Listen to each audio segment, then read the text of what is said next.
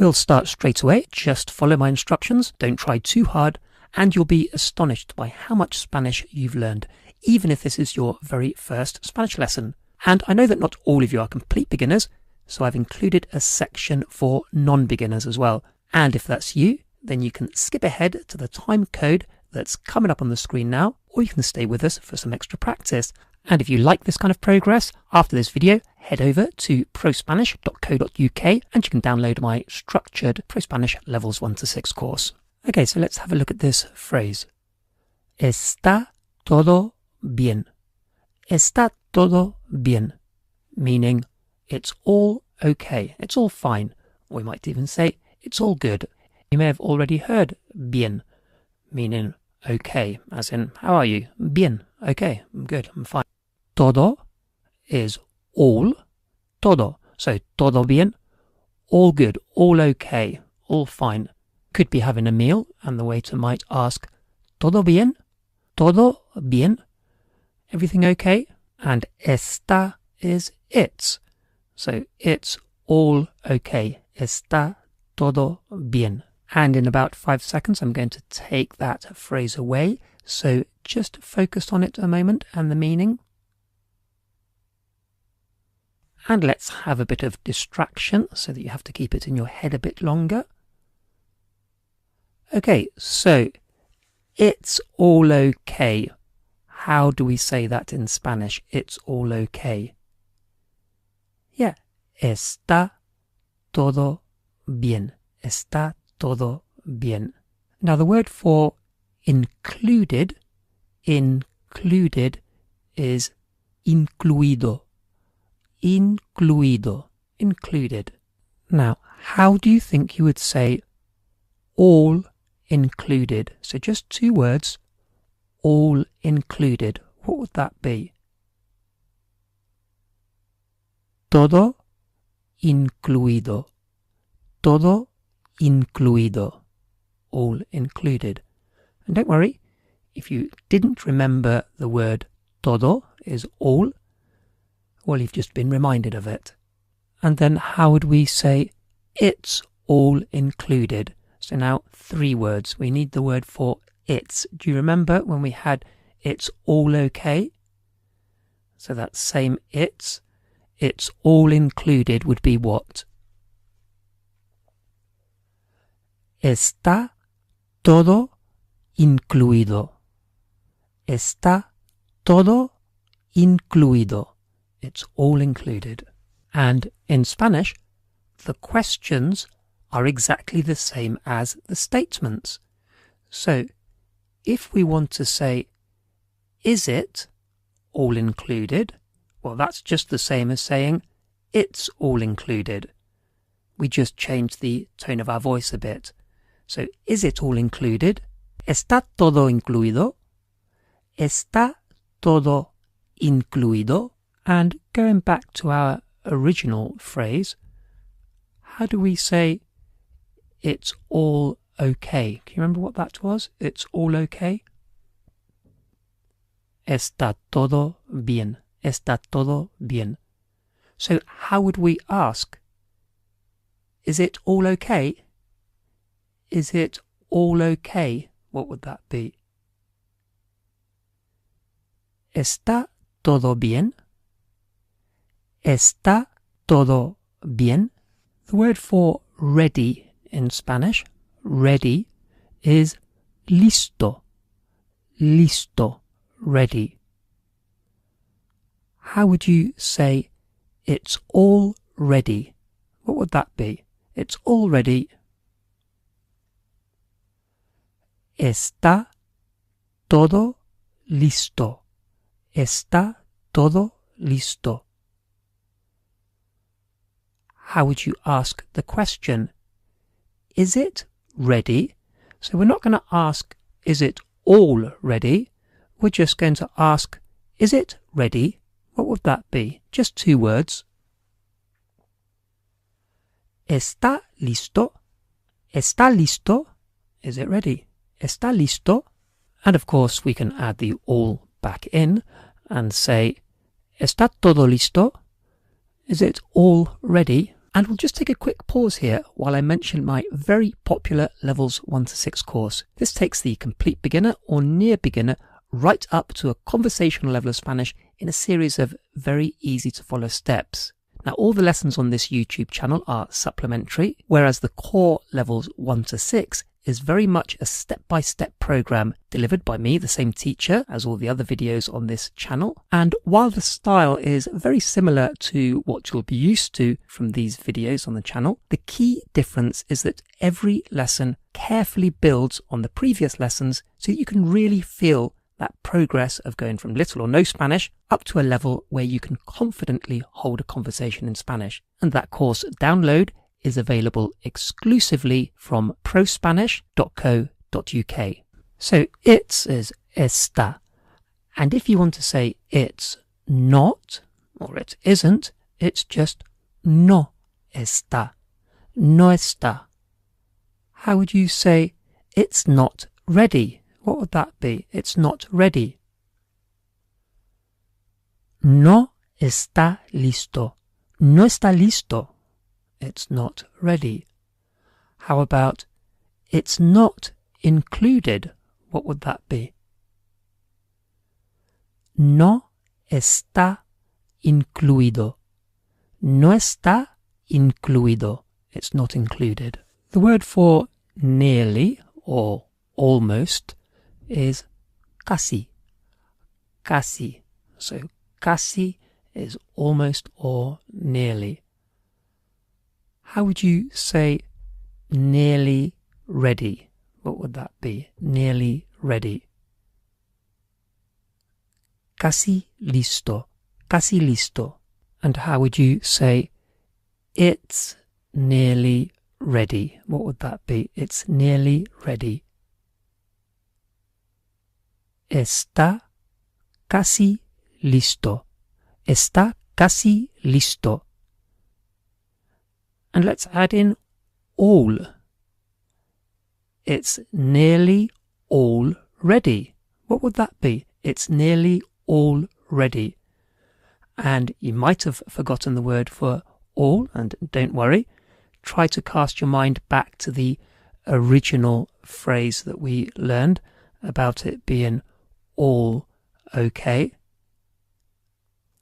Yeah, so how do we say it's nearly all ready? Está casi todo listo. Está casi todo listo. And how do we ask the question? Is it nearly ready? So we won't have all in this one. Is it nearly ready? What would that be? Está casi listo. Está casi listo. Okay, let's expand all this out now. So have a look at this. We've already seen bien and incluido and listo. Let's add arreglado.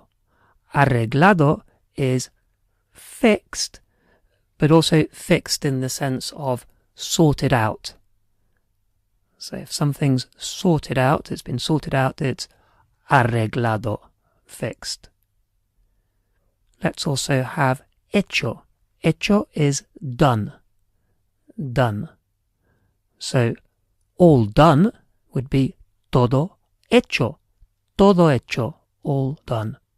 And in our middle column, we've got todo, all, casi, nearly. We could also have casi todo, nearly all, but we can do that ourselves. We don't need that as a separate part in the column. And let's add in más o menos. Más o menos, more or less. Más o menos. How would you say more or less sorted out? What would that be? More or less sorted. Más o menos arreglado. Más o menos arreglado. And then in our first column we've got está, meaning it's. And also the question, is it? And I'm going to add lo quiero. Lo quiero. And lo quiero is I want it. I mean, literally, it's it I want. The it comes first. Lo quiero. It I want. Lo quiero. And without looking at the rest of the column, just focusing on lo quiero, how do you think you would say, I want it all? Lo quiero todo. Lo quiero todo. Okay, let's see what sentences you can do working across the table. How would you say it's all sorted out? What would that be? It's all sorted out. Está todo arreglado. Está todo arreglado. Or you might say, I want it all sorted out. What would that be? I want it all sorted out. Lo quiero todo arreglado. Lo quiero todo arreglado. And how about, I want it more or less done. I want it more or less done. We might add on it by tomorrow or something. Lo quiero más o menos hecho. Lo quiero más o menos hecho. And for tomorrow, para mañana. Lo quiero más o menos hecho para mañana. And what about, it's nearly all done? What would that be? It's nearly all done. Está casi todo hecho. Está casi todo hecho. And what about the question? Is it more or less sorted out? Is it more or less sorted out? What would that be? ¿Está más o menos arreglado? ¿Está más o menos arreglado? So you should already have a sense of just how quickly it's possible to learn Spanish. And before we go on to the part of the video for our non-beginners, another reminder that my ProSpanish Levels 1 to 6 course is only available for download from prospanish.co.uk. Okay, so on to the part of the video for our non-beginners. Have a look at this phrase. Busco un sitio para aparcar. Busco un sitio para aparcar. So I'm looking for a place to park. And sitio, a place, un sitio, a place. It could be un lugar. So un sitio and un lugar are interchangeable for a place. And para aparcar, to park. And you might wonder why we've got para there, if aparcar already means to park. Well, you probably know that para is for, as in para mí, for me, para ti, for you. And so literally the phrase would be, I'm looking for a place for to park. And actually in Old English, you would hear that for when a purpose is being expressed. So I'm looking for a place for parking. In other words, for to park. In fact, in Shakespeare's work, for example, in Much Ado About Nothing, we have the line, I come for to whisper in your ear. In other words, in order to whisper in your ear. But now we would just say, I come to whisper in your ear, and the for has been dropped, but in Spanish, we still have it with para. So, para aparcar, in order to park. So anyway, our phrase, busco un sitio para aparcar. And as in the first part of the video, just take in that phrase for a few seconds before it disappears from the screen. Okay, and a little bit of distraction while you hold it in your head. And let's see if you can remember it.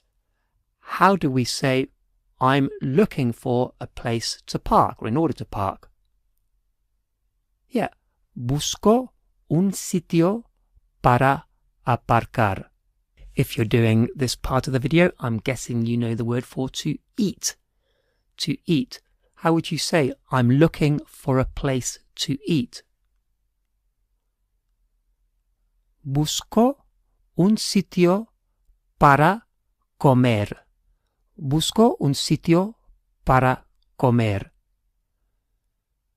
And to have a drink, you might know is tomar algo, to take something. But we would say to have a drink or to go for a drink. How would you say, I'm looking for a place to have a drink? What would that be? Busco un sitio para tomar algo. Busco un sitio para tomar algo. How about, I'm looking for a place to read. Actually, let's make it a bit better and say, I'm looking for a quiet place to read. So quiet, like tranquil.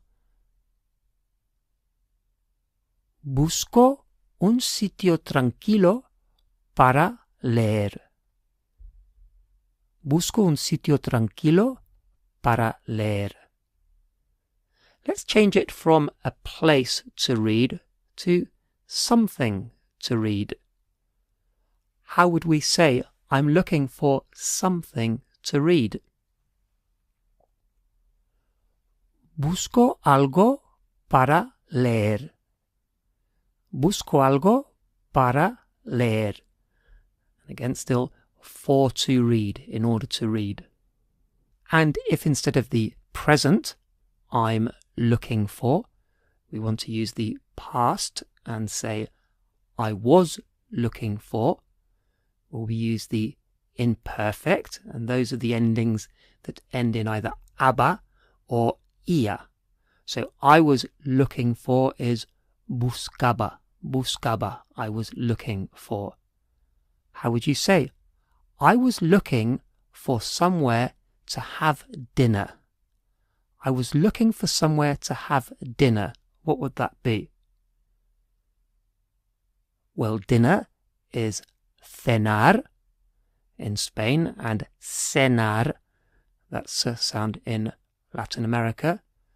So, buscaba un sitio para cenar. Or buscaba un sitio para cenar. How about, I was looking for a quiet place to have a drink. Buscaba un sitio tranquilo para tomar algo. Buscaba un sitio tranquilo para tomar algo. Okay, the word for someone or somebody is alguien. Alguien. How would you say, I was looking for someone? And if you've said, or if you're thinking, buscaba alguien, there's something missing that you may or may not know about. When you've got a verb and then a person, or something standing in for a person, like someone, you have to add in the personal a, the letter A, the personal A. So it should be buscaba a alguien.